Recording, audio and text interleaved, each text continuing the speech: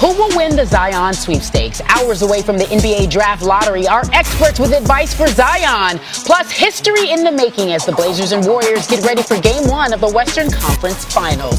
And our NFL insider with a thought that may surprise you when it comes to one rookie quarterback. Sports Center, coast to coast. This where you come when you want the most. Every city, every state and time. Get ready, we about to break it down. Everyone needs to slow down a little bit on the Kevin stuff. He hasn't even stepped on the floor yet.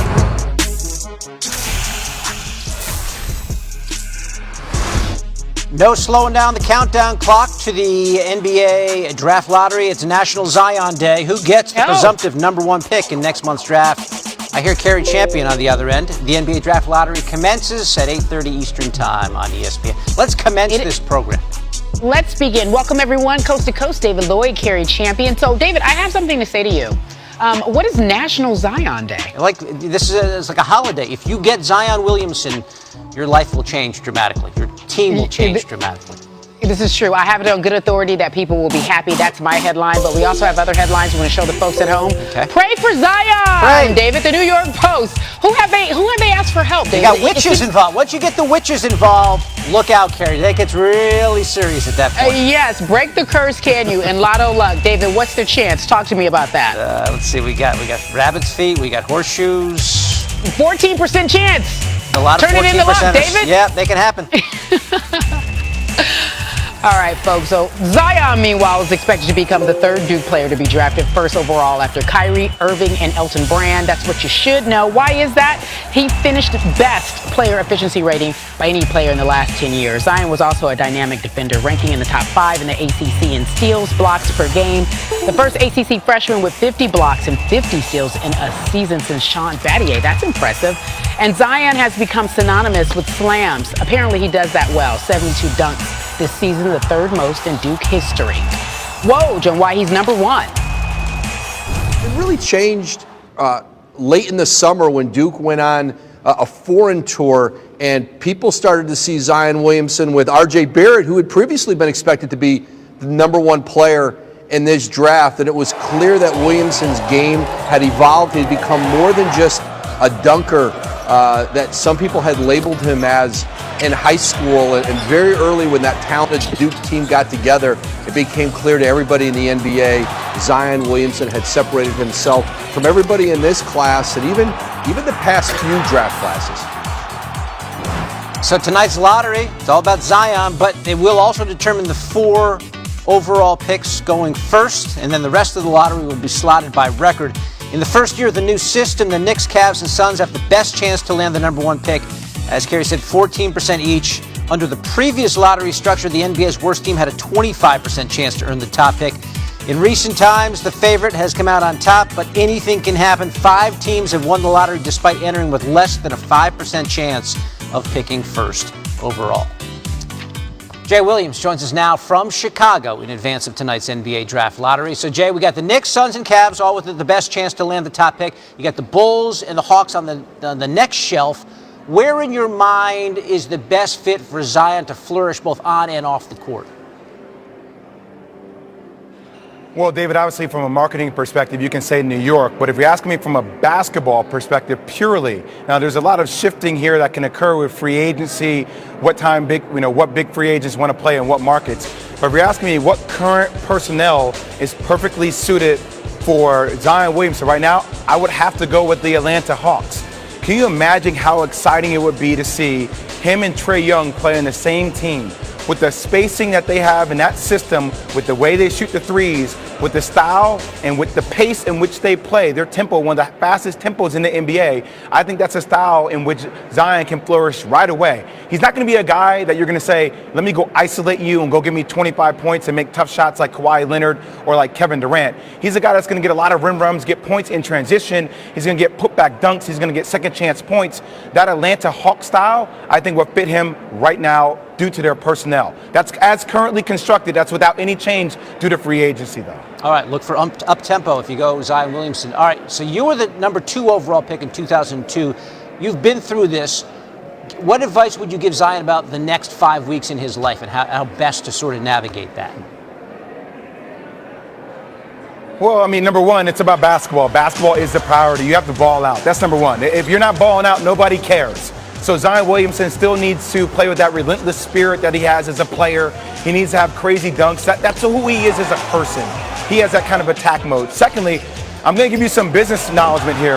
You have to attack your market. Your team, that you should send letters to the top 5 CEOs of that market that you're going to. Invite them out to dinners. Invite them to courtside seats. Build out your board. I think Zion Williamson doesn't only think the game of basketball, he thinks about how can I become a billionaire and potentially be like LeBron James.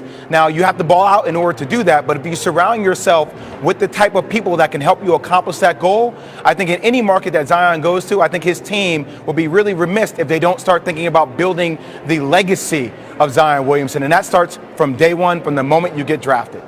Jay Will, on Zion's future, his immediate future, tonight we'll find out who's going to get the first crack at him as the lottery goes at 8:30 right there in Chicago. The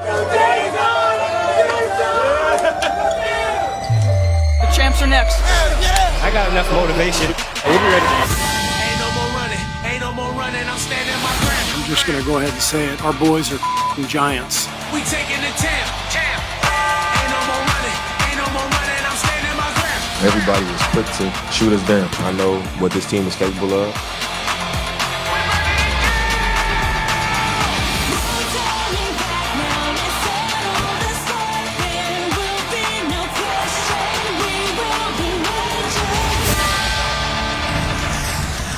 But we don't have Kevin Durant. Golden State doesn't anyway for game 1. And what does that mean? He averages 29 points per game in his playoff career. Only Michael Jordan, AI, have higher scoring averages in NBA history. The postseason, this particular postseason, KD is averaging over 34 points per game. The Warriors are plus 79 with Durant on the court, but without him, they've been outscored by 9 points. But that hasn't affected the wins and losses. The Warriors are 30-4 in games where Kevin Durant is out and only Steph plays, including 27 of their last 28 games they were able to win. So do they need him? Or do they not need him? Of course they need him. But we need this guy. We welcome in Stephen A. Smith joining us here on Coast to Coast. So let's talk about the Western Conference Finals, shall we? The Warriors get a win against the Rockets without Durant. Now they go into this finals. How does it look in terms of Western Conference Finals for Portland? How important is this game for them? Well, I think it's a pivotal game simply because of the momentum that the Golden State Warriors have acquired. Ever since Kevin Durant went down, Steph Curry has reminded you why he's a superstar in this league, why he's the greatest shooter in the world, why he's somebody that's a former 2-time league MVP and a 3-time champion. And Klay Thompson has reminded you why he's an all-star, why he's a champion, and why he's one of the greatest big game shooters this game has ever seen. And so when you look at it from that perspective and the elevated level of momentum that seems to be aimed in Golden State's direction, if you're the Portland Trailblazers, particularly when you're on the run that you're on, just coming off a Game 7 victory over the Portland Trailblazers, with Damian Lillard being first team All-NBA in my mind, with C.J. McCollum being his version of Klay Thompson for Steph Curry, when you see what C.J. McCollum has been able to do throughout these playoffs for Damian Lillard, particularly in Game 7 when he dropped 37 on Denver on the road, it has the makings of a big-time matchup.